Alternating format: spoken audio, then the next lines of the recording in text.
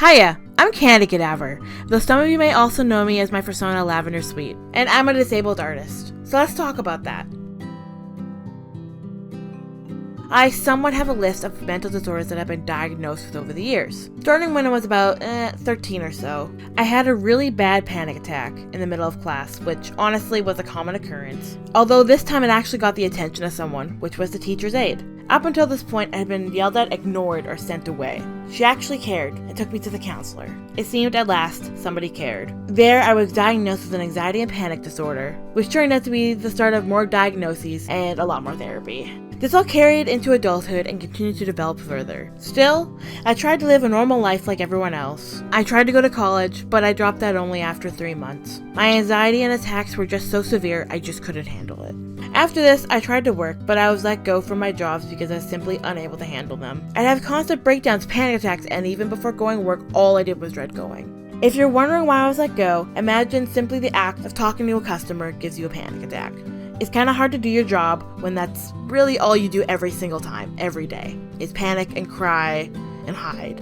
It's hard to function, it's hard to do anything, to be honest. It doesn't help if you're like myself and you disassociate and do something like, I don't know, spill burning hot coffee all over your face and your body and your hands, and then you don't know what to do about it because you're anxious and you're scared to tell anybody that you're in pain, so you just keep working as your body continues to burn and sizzle, and you don't do anything about it until way later, and now you have really bad burns that are probably worse because you didn't do anything about it, so that's really fun. Don't do that.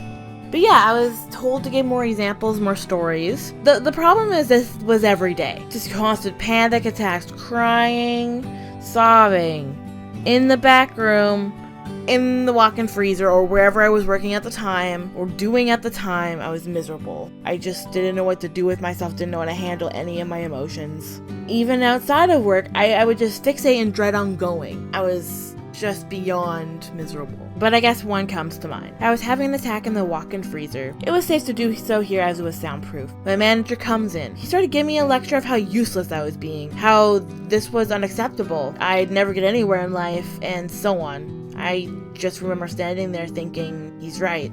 I felt so low. Worse than ever, actually. I was fired shortly after that incident. Nothing was working out. I felt so stuck, not knowing what to do. Everything I tried, I failed at. My own mind just wouldn't let me do it. I just didn't know what to do. Okay, so this might sound unrelated, but stay with me. I've been part of the furry fandom since I was, maybe 12?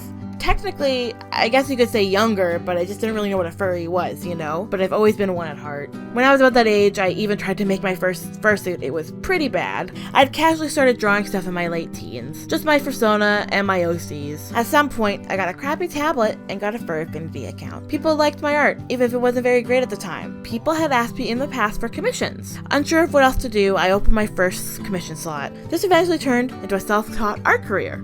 I did commissions for a while until I teamed up with my buddy Sad Boy. Together, we started a business and made our first visual novel, Ace in Space.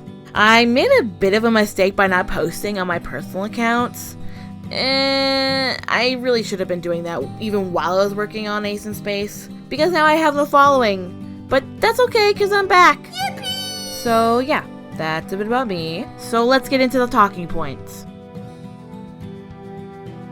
So, becoming dependent on your art skill is pretty scary, huh? Not getting enough work can really impact your life when you have food to buy and bills to pay. I can't work the vast majority of jobs. It's really hard to describe how frustrating it can be, so I'm actually going to pass this on to my dear friend who also struggles with her own disabilities. I am now speaking on behalf of Ash, so please keep that in mind when moving forward. On behalf of Ash, I'm here to talk about the side of physical disability.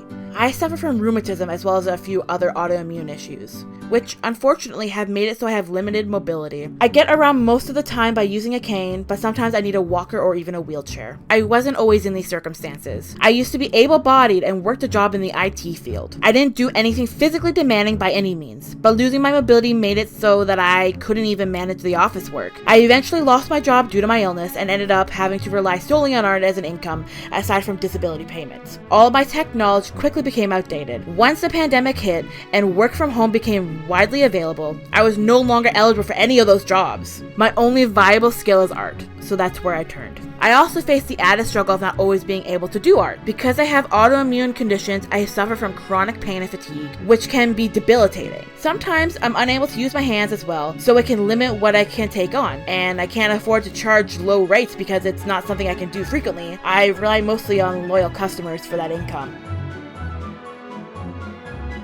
For this section, I'm actually going to be talking on behalf of Psimya, as she wanted to chime in on this subject as well. It can be so tough when you're trying to support yourself with your art and you just don't have a steady income. For years now, commissions have been my only source of income, as I don't have a regular job or any other cash-generating hobbies. I had a job just once, but it only lasted a month. It was just too much for me. Sometimes I manage to pull in a good amount of money from commissions if I'm lucky, but most of the time I'm just daydreaming of getting even one order. Sometimes I feel totally helpless because I'm not getting any new income and can't spend the money I do have because I have no idea if I'll get more work or not. Because of this, I have to limit myself by not buying food, medicine, or other important things. Sometimes it can make me pretty damn depressed, like I don't even know if I can get food tomorrow or I'll starve. Unfortunately, there aren't any food banks where I live, so I have to survive on my own, and it's exhausting. I've been overworked lately, drawing a lot for my portfolio trying to get noticed, but with no feedback, it feels kind of pointless sometimes.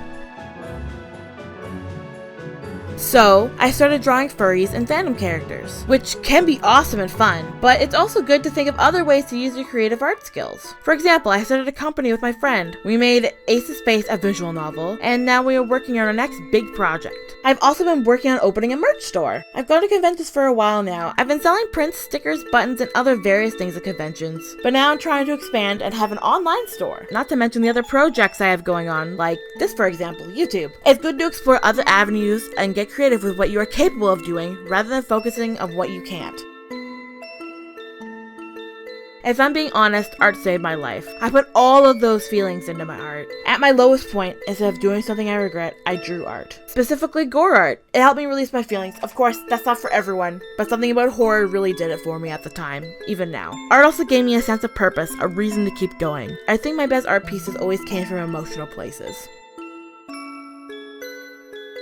Once again, I am speaking on behalf of Psimya, so please keep that in mind as I move forward. Since I was a kid, my mental state and behavior were really unstable, and it often showed in my art. I still struggle with anger issues to this day, which can be really hard to deal with sometimes. You know, like you can get really mad over the smallest things and accidentally hurt someone's feelings just because it's so hard to control your emotions. It can be frustrating at times, and dealing with those emotions is pretty tough, but I found a way to cope with it. I express my anger through art. Right now, I'm taking out all my anger with some really dark and violent drawings, posting them on my second account. That way I can let out all my feelings without hurting anyone or myself, which is great. Of course, it doesn't always work, but it still helps me feel a little better emotionally. Being disabled in any way, be it mental or physical, can be incredibly hard. It can impact every aspect of your life. Not being able to work can not only financially impact you, but mentally as well. If you can, try to use these skills you have in alternative ways. Find your own form of happiness and success. If you're anything like us, I know life can be a true struggle, but have faith and push forward. Believe in yourself and don't give up. Did you like the video? Sorry if it was kind of a bummer this time, but hey, if you did, don't forget to subscribe. Also, if you relate to this video, let me know in the comments, or otherwise I might feel kind of alone in this. Anyway, see ya!